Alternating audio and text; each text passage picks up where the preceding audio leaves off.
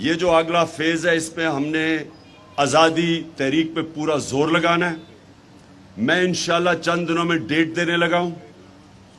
ہم صرف اپنے وکلا سے کنفرم کر رہے ہیں کہ ہم ایک قانون کے اندر رہتے ہوئے ان سے پرمیشن مانگ رہے ہیں.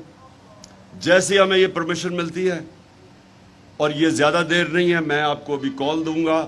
بہت بڑا اس ملک کی تاریخ کا انشاءاللہ سب سے بڑا ہم ایک احتجاجی پروٹیسٹ کریں گے. یہ ہمارا رائٹ ہے. ہم ساروں میں نے تنظیموں کو کہا ہوا کہ اس کی تیاری رکھیں. ہم انشاءاللہ جیسے ہمارا کلیئر ہوتا ہے، ابھی سپریم کورٹ کا سے جو کلیئر کرتے ہیں کیونکہ ہم سپریم کورٹ میں گئے ہوئے ہیں، جیسے کلیئر ہوتا ہے میں آپ کو ڈیٹ دوں گا.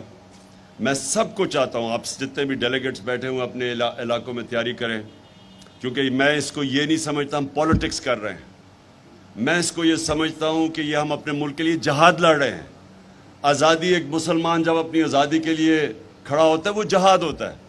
اور انشاءاللہ میں جب آپ کو ڈیٹ دوں گا آپ کی سب کی تیاری ہونی چاہیے.